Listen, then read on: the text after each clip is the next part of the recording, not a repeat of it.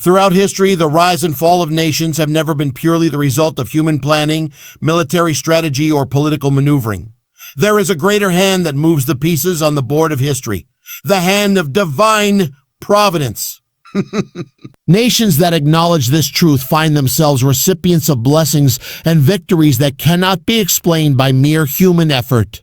When we examine the accounts of great triumphs, there is often a pattern, a people standing in a moment of desperation, facing overwhelming odds, and then a breakthrough comes that defies natural explanation. This is the mark of God's intervention. In the context of America, there have been pivotal moments where the balance of events could have tipped toward defeat, yet somehow, in ways that confounded even the wisest strategists, victory was secured. This is not coincidence. It is the evidence of a higher purpose at work. Divine providence is the guiding principle that reminds us that the fate of a nation is not determined solely in the halls of government or on the fields of battle, but in the alignment of that nation's heart with the ways of God. History is filled with examples of how providence changes the course of human events. From the parting of the Red Sea for the Israelites to the miraculous preservation of nations that sought after God's righteousness, the message is the same. When God is with a people, no force of man can overcome them. And when he withdraws his favor, even the mightiest empires crumble to dust. It is crucial to understand that divine providence does not operate in the realm of chance. It is intentional. Victories are granted not just to reward, but to direct. They come as signposts reminding the people of who their true source is. A nation may possess the largest armies, the most advanced technology, and the most brilliant leaders, but without God's blessing, these assets are limited. Conversely, a nation walking in humility before God may find that even small resources are multiplied in moments of need. America's victories, such as the one remembered on August 11, to serve as a living testimony to this principle. That day represents more than a historical event. It is a monument to the reality that God is involved in the affairs of nations. It demonstrates that there is no limit to what he can accomplish when a people call upon him, trust in his guidance, and seek to fulfill his purposes. However, this understanding brings with it a weight of responsibility. If victories are granted by God, they must also be stewarded for God's purposes. They are not licenses for pride, but calls to greater humility. They are not simply rewards for past actions, but invitations to walk even closer with him in the future. In every triumph, there is an echo of his voice saying, "Remember me." And when a nation remembers, it finds that divine providence is not just a story of the past. It becomes the assurance of the future. The destiny of a nation is not secured solely by its armies, its economy, or its political leaders. These may play a role, but history has shown that they are secondary to something far greater, the moral and spiritual foundation upon which that nation stands. Faith is the unseen strength that determines whether a people rise in glory or fall into decline. Without faith, even the most powerful empires eventually collapse under the weight of their own pride. With faith, even the smallest and most vulnerable can stand against overwhelming odds and emerge victorious. Faith is more than religious ritual or tradition. It is the living trust in the God who rules over history. It is the conviction that there is a higher authority who governs the destiny of nations and that obedience to his ways is the surest path to survival and prosperity. When a nation's leaders, institutions, and citizens acknowledge God, they invite his protection and guidance. But when they turn away from him, they risk losing that covering and standing exposed to forces far greater than themselves. This truth is woven into the very fabric of America's story. From its earliest beginnings, the survival and flourishing of the nation have been linked to its dependence on God. In times of war, it has been prayer that strengthened weary hearts. In times of uncertainty, it has been trust in God's promises that gave courage to act. Faith has been the silent partner in every true victory. The unseen shield that turned back threats and the unseen hand that opened doors to new opportunities. Yet the role of faith in national destiny is not automatic. It must be cultivated, protected, and lived out in the daily life of a people. It is not enough to claim a belief in God. A nation must demonstrate that belief through righteousness, justice, compassion, and humility. A country can declare its trust in God in words, but unless its actions reflect his character, those words become empty. Faith is proven not only in times of comfort, but especially in times of testing, when the easier path would be to compromise or abandon principles for temporary gain. When faith governs a nation, it shapes its decisions, its laws, its culture, and its sense of purpose. It becomes the anchor in times of chaos and the compass in times of uncertainty. This is why the greatest victories are not won by weapons or strategies alone, but by the moral courage of a people who will not bow to the idols of the age, whether they be power, wealth, or human pride, but will instead stand firm in the ways of God. Ultimately, the destiny of a nation is determined by its heart. If the heart beats in rhythm with the will of God, then no enemy can prevail against it. But if the heart turns cold and forgets its maker, even the strongest defenses will fail. Faith, therefore, is not optional. It is the lifeblood of a nation's survival and the true source of every lasting victory. August 11 stands as more than a date on the calendar.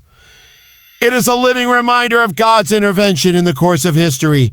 There are moments when the hand of God becomes visible, when events unfold in such a way that human logic cannot fully explain them. These moments are not accidents, they are appointments marked by heaven where the natural and the supernatural meet. August 11 is one such marker, a day that calls a nation to remember that victory is not achieved by chance, but by the will of the Almighty. When a nation experiences a breakthrough, it is easy to attribute success to strategy, resources, or human leadership. Yet, in the deeper truth, victories often happen despite our weaknesses, not because of our strengths. God chooses moments in history to show that his power is greater than the might of armies or the wisdom of leaders. He steps into the course of events, turning the tide when defeat seems certain and making the impossible possible. This is what August 11 signifies, a divine reminder that the blessings we enjoy flow from a higher source. Marking this date is not about glorifying human achievement, it is about honoring the one who makes all achievement possible. Just as the ancient Israelites were commanded to set up memorial stones after crossing the Jordan River, so we are called to set spiritual markers in our lives and in our national history. These memorials are not meant for nostalgia alone. They are meant to teach future generations that God's faithfulness is not a thing of the past, but a present reality and a future promise. August 11 serves as a witness. It speaks to the believer and the skeptic alike, saying, "Look and see what God has done." It challenges us to consider how many blessings in our lives are the result of divine intervention rather than mere human effort. It humbles us to realize that without his hand guiding and protecting, we could be swept away by the tides of history. But with this remembrance comes responsibility. If August 11 is a testimony of God's favor, then it also calls us to live in a way that honors that favor. It warns us against the arrogance of thinking we are self-sufficient. History is full of nations that rose to power under God's blessing, but fell when they forgot the source of their strength. To truly honor this date, we must let it inspire us to return to the principles and faith that invited God's blessing in the first place. Every time August 11 comes around, it should spark gratitude in our hearts and renewal in our spirits. It should drive us to recommit ourselves as individuals and as a nation to walk in humility, righteousness, and dependence on God. For the same hand that gave victory then is able to give victory now and in the days to come if we will remember, trust, and obey. Victory is never given without purpose. Every blessing carries within it a calling, and every triumph comes with a mission. When a nation experiences victory, it is not merely so that it may enjoy the fruits of success, but so that it may fulfill a higher responsibility. America's victories have never been meant for self-glory alone. They are intended to be used as instruments for the cause of truth, the defense of justice, the lifting of the oppressed, and the shining of light in a world often clouded by darkness. History shows that when God grants victory, he does so with the expectation that it will be stewarded wisely.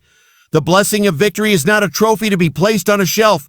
It is a tool to be used for righteous purposes. In the ancient world, when God delivered his people from their enemies, he often followed the victory with a command to walk in his ways, to guard the truth, and to use their newfound freedom to serve. The same principle applies to any nation today. With great blessing comes great responsibility. For America, this responsibility is weighty. Victory means the opportunity to shape the course of history in a way that aligns with God's will. It means standing as a defender of the weak, a voice for the voiceless, and a protector of justice. It means resisting the temptation to use power for self-interest, greed, or domination, and instead using it to promote peace, righteousness, and the welfare of all. The danger comes when victory is misused or its purpose is forgotten. When a nation begins to believe that its triumphs are the result of its own brilliance or superiority, pride takes root. And pride left unchecked is the seed of downfall. History's empires, from Babylon to Rome, learned this truth the hard way. They rose to greatness, but when they turned their victories into monuments to themselves rather than offerings to God, their power crumbled. Victory with purpose is what keeps a nation strong in the long term. Without purpose, victory becomes hollow and blessings become fleeting. But when victory is embraced as a sacred trust, it can transform not just a moment in history, but the generations that follow. It becomes a legacy, a testimony to what happens when a people not only receive God's blessing, but also walk faithfully in it. Therefore, every celebration of victory should be paired with a recommitment to its purpose. August 11, or any day of triumph, should not end with parades and speeches alone. It should end with prayer, humility, and a renewed vision for the future. It is a time to ask, "Oh Lord, why have you blessed us? What would you have us do with this victory?" And then to have the courage to obey his answer. For victory without obedience may last for a season, but victory with purpose can echo through eternity. One of the greatest dangers any nation can face after a season of blessing is the temptation to forget the one who gave it. History shows that forgetting the source of victory is the first step toward losing it. When a people receive abundance, peace, or triumph, there is often a gradual shift from gratitude to self-reliance and from humility to pride. This shift is subtle at first, a quiet assumption that we did this ourselves, but over time it grows into a dangerous blindness. In the scriptures, God repeatedly warned his people about this pattern. After delivering them from slavery, providing for them in the wilderness, and giving them the promised land, he reminded them, "Do not forget the Lord your God." Because human nature tends to remember God in times of need, but forget him in times of comfort. The very victories meant to draw us closer to him can become the very things that lead us away. If we start to believe they came by our own strength, nations are no different. When blessings are fresh and the memory of struggle is still sharp, there is gratitude. Leaders may speak of God's hand in their success, and people may acknowledge his role openly, but as time passes and generations change, the story often fades. Success becomes tradition, becomes entitlement, and entitlement becomes arrogance unchecked will always invite decline. The danger of forgetting the source is not only moral, but also practical. When a nation no longer seeks God's guidance, it begins to make decisions based on temporary gains rather than eternal principles. It starts to redefine truth, abandon justice, and compromise righteousness for convenience or popularity. Such a nation may still appear strong for a time, but its foundation is already weakening. Without the favor of God, even the greatest military economy or political influence cannot sustain it indefinitely. America's victories, including those remembered on August 11, were never meant to become stories we recite without thought. They are meant to be living reminders of where our help truly comes from. If the nation forgets this, it risks repeating the mistakes of countless empires before it. The blessings we enjoy today were purchased not only by the sacrifices of those who fought, but also by the mercy of the God who gave strength in the hour of need. To guard against this danger, remembrance must be intentional. We must teach the next generation not only the history of our victories, but also the divine hand behind them.